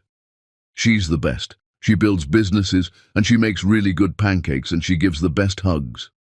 Gunnar said it with such certainty, such pure love. Jake's eyes burned. He blinked hard, focused on the merry-go-round. "She sounds amazing." "She is." Then Gunnar gasped. "Oh no, I was supposed to stay near Mama." He took off running. Jake stood slowly, watching him go. Across the playground, Nancy was sitting on a bench, laptop open. She looked up as Gunnar approached, her whole face transforming into warmth. She hadn't seen Jake yet. Jake gathered his tools, told the other kids he'd be right back, and walked to his car on shaking legs. He'd just met his son. Gunnar had held his hand, talked to him, smiled at him. Didn't know who he was, but had trusted him anyway. Jake sat in his car and cried, deep, wrenching sobs that came from somewhere he didn't know existed. Not from sadness, from the overwhelming weight of what he'd lost and what he was still fighting to earn back. That night, he went to his AA meeting and shared. "I met my son today. For real. We talked. He doesn't know who I am, but we talked, and he's perfect, and I'm so grateful, and it hurts so much I can barely breathe." The group listened. Terry squeezed his shoulder. A woman named Rita, who'd been sober 12 years, said, "That's the gift, man. You got to see what you're fighting for. Hold on to that." Jake did. Over the next months, he went to that playground sometimes, never seeking Gunnar out, never pushing, just being there if their paths crossed. They did, occasionally. Gunnar would wave, say hi to the fixing man. Jake would wave back, help other kids, keep his distance. Nancy never approached him. But she'd seen him. Jake was sure of it. The way she'd pause, watch him with Gunnar for a moment before calling her son back. She was allowing this. Barely. But she was allowing it. It was more than he deserved. Christmas came. Jake spent it at the youth center, serving dinner to families who needed it. Marcus came by with his mom, introduced Jake as the teacher who changed my life. Jake went home to his studio apartment that night, looked at the sketches of affordable vehicles pinned to his wall, and felt something he'd been afraid to name. Hope. Not that Nancy would forgive him. He might never earn that, but hope that he could become someone worth knowing. Someone Gunnar might someday be proud to call father. It wasn't much, but it was real. And real, Jake had learned, was all that mattered. Chapter 8. Earning what you can't buy. Jake Cabay learned that fatherhood wasn't a title you claimed. It was a position you auditioned for every single day in front of the toughest judge on earth, a child who could smell bullshit from a mile away. Saturday mornings became sacred. Jake showed up at 9:55 a.m. without fail. 3 alarms, early to bed Fridays, entire week planned around those hours. Nancy was always there first, bench with laptop, working while Gunnar played. She'd nod. Jake nodded back. Then he'd help other kids, fix equipment, exist in Gunnar's orbit without claiming unearned space. The first weeks built slowly. Week 1, swings, Gunnar talked trucks. Week 2, monkey bars, the fast way. Jake failed spectacularly, made Gunnar laugh. Week 3, another kid pushed Gunnar off a slide, and when Nancy got the first aid kit, Gunnar let Jake carry him to the bench. "You're okay, buddy. Your mom's gonna fix you right up." Nancy cleaned the scrape while Jake distracted Gunnar. The 3 of them around that bench felt almost real. Week 5, tag with the kids, 30 minutes running. Jake, 39 and supposedly fit, was winded. Gunnar thought this hilarious. Week 7, rain. Nancy texted, first initiated contact. "Gunnar's disappointed about rain. I told him you'd be there next week." Jake, "I'll be there every week. Rain or shine." Week 8, a kid broke his arm on the monkey bars. Gunnar was scared. But afterward he looked at Jake. "Did you ever break a bone, Jake?" "Yeah, buddy. Broke my collarbone in high school. Hurt a lot, but I healed. Cameron's going to be fine too. Can we send him a card?" Nancy's eyebrows rose. Jake looked at her, asking permission. "That's a very kind idea," Nancy said. Week 10 changed everything. Gunnar's 4th birthday party. Nancy hadn't invited Jake, but 3 days before. "Can Jake come to my birthday?" Nancy froze. "Why do you want Jake there?" "Because he's nice, and he said T-Rex is the best dinosaur like me." Nancy texted Jake. "Gunnar's birthday, Saturday 2 p.m, Summit Trampoline Park. He asked if you could come. You can, but you're still just Mum's friend. Don't push." Jake arrived with a Spider-Man art set. Thoughtful, not expensive. Gunnar's face lit up. Jake hung back, helped supervise, made himself useful. At cake time, Gunnar insisted Jake sit with them. The photo Nancy took, Gunnar between them, mid-laugh, frosting on his nose. First photo of all 3 together. Nancy printed it, didn't frame it, just put it in her important things box. Months passed. Gunnar started kindergarten. Jake asked about it the next Saturday without Nancy mentioning it. "How did you know he started school?" "He's 5 now, kindergarten age. He loved it. Came home with a painting of our family, me, him, and Chompy." Jake smiled, but something flickered. Pain that he wasn't in that picture. He said nothing. Week 23. First snow. Empty playground. Nancy and Jake stood watching Gunnar make snowballs. "I'm proud of you," Nancy said suddenly. Jake turned, shocked. "You've shown up. Every week for 6 months. I thought you'd quit, but you didn't." "I'm not going to. I'm starting to believe that. I'm not saying we're okay, but you're doing the work. That matters." Jake's eyes were wet. "Thank you."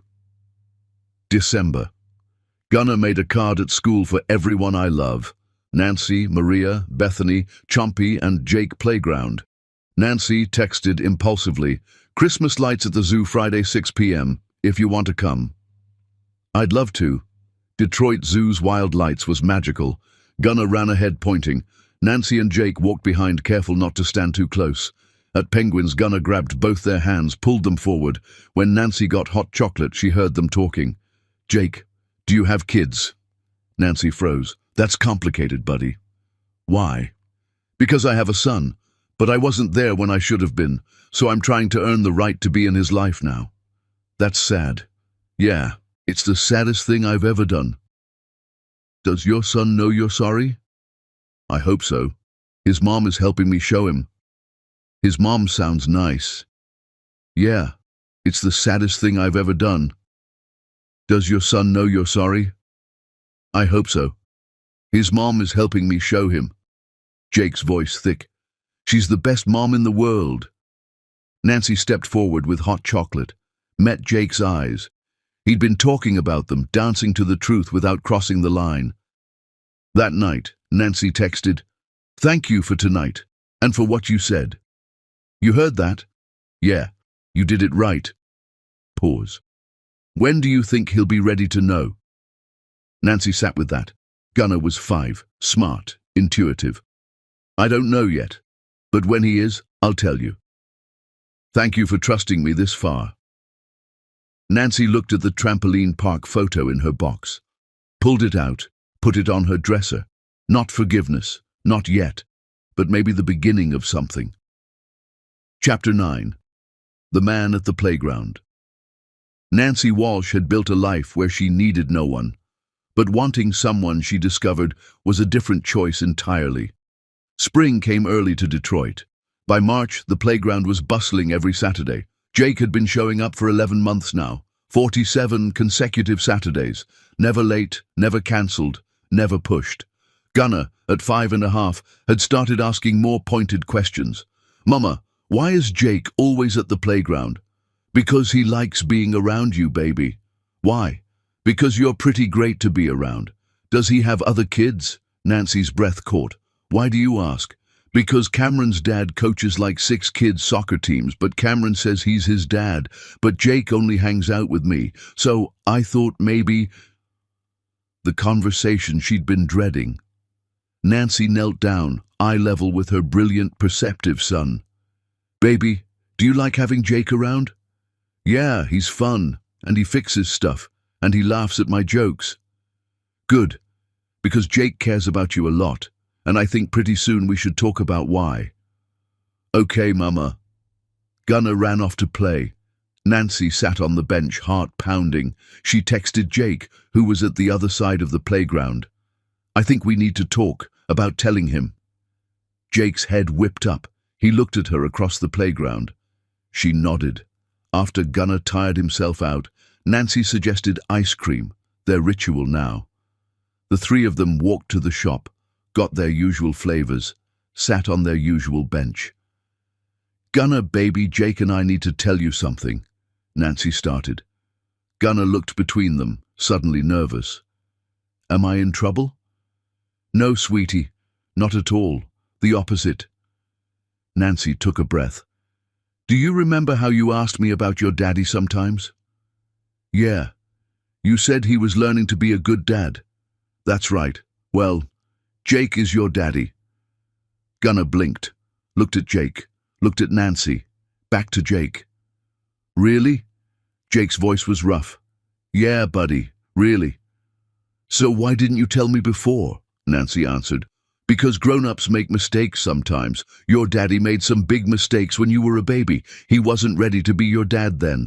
So he's been spending all this time showing us that he's ready now. Gunnar processed this with 5-year-old logic. So you were testing him, like a superhero test. Jake laughed wetly. Yeah, exactly like that. Did he pass? Nancy looked at Jake, at this man who'd shown up week after week, asking for nothing, just being present. Who'd funded playgrounds and scholarships and youth programs, who'd gotten sober, gone to therapy, completely rebuilt his life. He's passing, she said carefully. He's still got more to prove, but he's doing really good. Gunnar turned to Jake. Are you going to be my dad now, like Cameron's dad? I'd like to be, if that's okay with you, but it won't change anything sudden. I'll still see you on Saturdays at the playground. Maybe I can come to more stuff. School events, birthday parties, if your mum says it's okay. What about my name? Cameron has his dad's last name. Nancy hadn't thought about that. Your name is Walsh, baby, like mine. That doesn't have to change. But could it? Could I be Gunnar Walsh Cabay, like Mom's last name and Dad's last name? Nancy's throat closed. She looked at Jake, who looked like he might collapse. We can talk about that, baby. It's a big decision. I like it. It sounds important. Like I have more family. After ice cream, walking home, Gunnar held both their hands again, but this time felt different. Lighter, somehow, like a secret had been released. Dad, can you come to my soccer game next week? Dad. The word hit Jake visibly. He had to stop walking for a second. I would love to come to your soccer game. Cool. I'm not very good, but I try really hard. That's all that matters, buddy. At Nancy's building, Gunnar hugged Jake goodbye. Really hugged him. Tight. Thanks for being my dad. Jake was crying openly now. Thank you for giving me the chance. Upstairs, after Gunnar was settled with a movie, Nancy stood on her balcony. Her phone rang. Jake. Hey. I can't. His voice was wrecked. Nancy, I can't believe you told him. I thought it would be years. I thought... He was ready. He's smarter than we give him credit for. Thank you. Thank you for trusting me enough to... Don't thank me yet, Jake. This is the beginning, not the end. You've got years of showing up ahead of you. I know. I'm ready. I'm so ready. Gunnar asked about his last name, about adding Kabay. Silence. Then, what do you think? I think it's his choice. When he's older, if he wants both names, we make it happen. Okay, yeah, whatever he wants. Jake, I need to say something. Okay. Nancy chose her words carefully. I don't forgive you. Not fully. What you did, that damage doesn't just disappear. But I see who you're becoming. I see you showing up for our son. That matters more than forgiveness. I understand. I don't need your forgiveness. I just need to be his dad. Good. Then keep doing what you're doing. They hung up. Nancy looked out at Detroit, this city that had held her while she broke and rebuilt. Gunnar's laughter floated from inside. He was watching his favorite movie, happy and secure. Her phone buzzed. Simone texting about a new client. Walsh Collective had just opened a third office, this one in New York. Revenue was projected at $11 million this year. Nancy had built an empire, on her own, during nap times and midnight hours, and the sheer force of refusing to fail. She didn't need Jake, would never need Jake. But Gunnar wanted him, and that was different. Chapter 10. What Love Actually Costs. 1 year later. Gunnar's 6th birthday party was at the condo, Nancy's place, now with 3 bedrooms because Walsh Collective had gone public and her net worth was, well, more than she'd ever imagined. The party was small. Gunnar's closest friends from school, Maria, who'd become like family, Bethany, who'd never stopped checking on them, a few of Nancy's friends and their kids, and Jake, who showed up early to help set up, who'd been at every soccer game, every school event, every Saturday without fail, who'd moved to a better apartment but still lived modestly, still worked at the youth center, still went to meetings, Jake who'd been sober for 3 years and proven day after day that he'd changed. They weren't together. Nancy had been clear about that from the start. We're co-parents, that's it. I don't trust you that way, and I probably never will. Jake had accepted it. I don't deserve more than you're willing to give. But something had shifted over the year. The way Jake looked at her sometimes, not with desire, but with deep respect. The way they worked together on Gunnar's schedule, his school stuff, his life. The way Jake always deferred to her judgment, backed her up, supported her decisions. Partnership maybe, not romance, but partnership forged through fire. At the party, Gunnar opened presents, saved Jake's for last, a custom model car kit they could build together. Gunnar's face lit up. We can work on it at your place, when I come visit. Because that was new too. Gunnar had started spending 1 night a week at Jake's apartment. Nothing fancy, but Jake had set up a small bedroom for him, complete with glow-in-the-dark stars positioned exactly like the ones in Gunnar's room at Nancy's. The first overnight, Nancy had been terrified, but Gunnar had come home happy, chattering about the pancakes Jake made and the movie they watched. Did you have fun, baby? So much fun, but I missed you. I missed you too. Can I have 2 homes? One with you and one with Dad?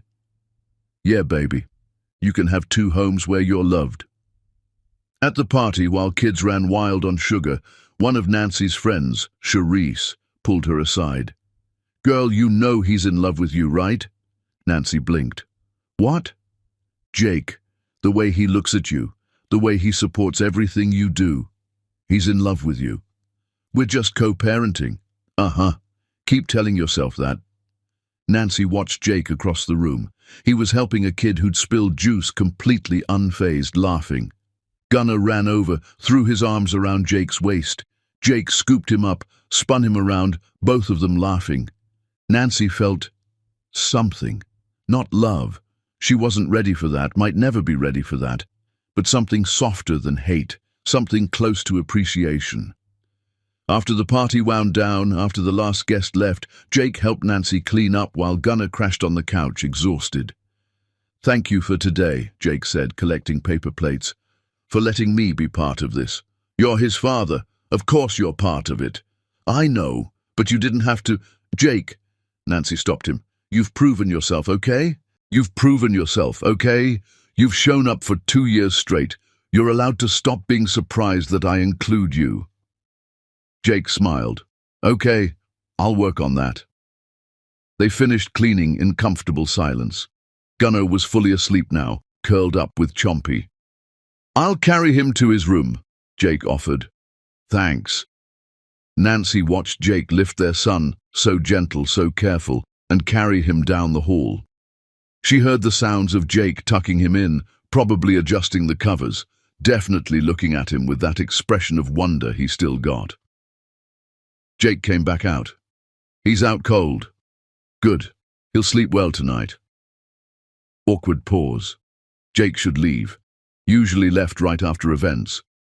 But he lingered. "Nancy, can I ask you something?" "Okay. Do you think someday you'll be able to fully trust me?" Nancy considered the question. Really considered it. "I trust you with Gunnar. Completely. With my heart. I don't know. The damage you did, it's still there. I understand. But Jake, the fact that you showed up, that you changed, that you became the father he deserves, that's worth more than romance. That's real love, not the kind in movies, the kind that costs something." Jake's eyes were wet. "Thank you, that's all I needed to hear." He moved toward the door. Nancy surprised herself. "Jake." He turned. "You did good today. You're doing good every day, I see it." His smile was genuine, warm. "That means everything coming from you." After he left, Nancy sat on her couch, looked around at the life she'd built. Photos of Gunnar everywhere. At the zoo, at school, at the playground. The first photo of the three of them was framed now, sitting on a shelf. Her phone buzzed. A text from her former boss, Michelle. "Just saw the announcement about Walsh Collective's international expansion. You're unstoppable." Nancy smiled. Yeah, she was. Another text, this one from Jake. "Thank you again for today. Sleep well." She typed back, "You too. See you Saturday." Then added, "You're a good dad, Jake." 3 dots. Then, "I'm trying to be the dad he deserves, the partner you deserve. Thank you for the chance." Partner. Not romantic partner, but co-parent, teammate, someone in the trenches with her. Nancy looked at Gunnar's sleeping form visible through his bedroom door, at the life they'd built together, at the future stretching ahead, complicated, imperfect, but full of possibility. She'd told Jake 3 years ago that he'd regret his words, that someday he'd realize what he'd lost. He had. He absolutely had. But instead of wallowing in that regret, he'd rebuilt himself into someone worthy of their son. That took courage, real courage. Nancy would probably never be in love with Jake again. That bridge had burned too thoroughly. But respect, partnership, co-parenting with someone who actually showed up, she could do that. She was doing that. And Gunnar, her brilliant, kind, perfect son, was thriving because of it. At the end of the day, that was all that mattered. Nancy Walsh had won in every way that counted. She'd built an empire, raised an extraordinary child, and forced the man who'd destroyed her to become someone better. Not through revenge, through excellence, through simply being so undeniably powerfully herself that the world had no choice but to notice. She was beautiful. She'd always been beautiful. And now, finally, she knew it.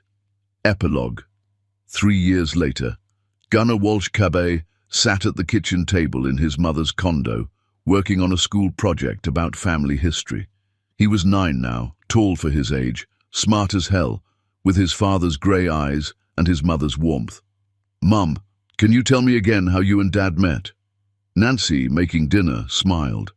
"At a conference. I was just starting out in my career. He was already successful. He thought he was very impressive." "Was he?" "He was impressive at hiding who he really was." Gunnar had heard the story before, age-appropriate versions. How Dad had made mistakes when Gunnar was born, how he'd worked really hard to become better, how Mum had been strong enough to build their life alone and wise enough to give Dad a second chance. "Do you love Dad?" Nancy paused. "I love who he's become. I respect him deeply. We're partners in raising you. That's a different kind of love than in the movies, baby." "But you're not married." "No, and we probably won't be. We both like our lives how they are." "That's okay. Cameron's parents aren't married either, and they're happy." Nancy's phone buzzed. Jake texting, "Running 5 minutes late for pickup, hit traffic." She typed back, "No problem. He's working on homework anyway." Jake picked Gunnar up every Wednesday and every other weekend now. They had a good rhythm, flexible, communicative, focused on Gunnar's needs. Jake had started his own company 2 years ago, affordable vehicle design, exactly what he'd dreamed about. It was small but growing, profitable, doing real good in the world. He was dating someone, a teacher named Rachel, who Gunnar actually liked. Nancy had met her, found her kind and grounded, perfect for Jake.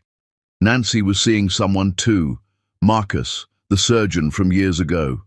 Second time around, the chemistry had appeared. He was patient with her trust issues, loved Gunnar, didn't need her to be anything other than who she was. Life was complicated and beautiful, and nothing like what Nancy had imagined at 29, alone in that hospital room. It was better. The doorbell rang. Gunnar grabbed his overnight bag, packed and ready, and ran to answer it. "Dad." "Hey, buddy, ready for our trip to the Science Museum tomorrow?" "So ready." Jake came in, hugged Gunnar, then met Nancy's eyes. "Thanks for being flexible about the pickup time." "Of course. Have fun, you two." "Mom, don't forget my soccer game Saturday." "I'll be there, baby. Both of us will." Because that was their life now, both of them showing up, both of them present. Not perfect, not traditional, but real. As Jake and Gunnar headed out, chattering about dinosaur exhibits, Nancy finished making dinner for one, poured herself wine, sat on her balcony looking at Detroit's skyline. Walsh Collective had been acquired by a major firm for an amount that made her blush. She'd started a foundation for single mothers in business, written a book about building companies while raising kids, become a voice for women who refused to be broken by the men who tried to break them. Her phone buzzed. Marcus. "Dinner tomorrow? Want to try that new Ethiopian place?" Nancy. "Perfect. Pick me up at 7. Marcus. "Can't wait to see you." She smiled. After years of protecting her heart, she was learning to want again. Not need, want. The difference mattered. Another text, this one from Jake.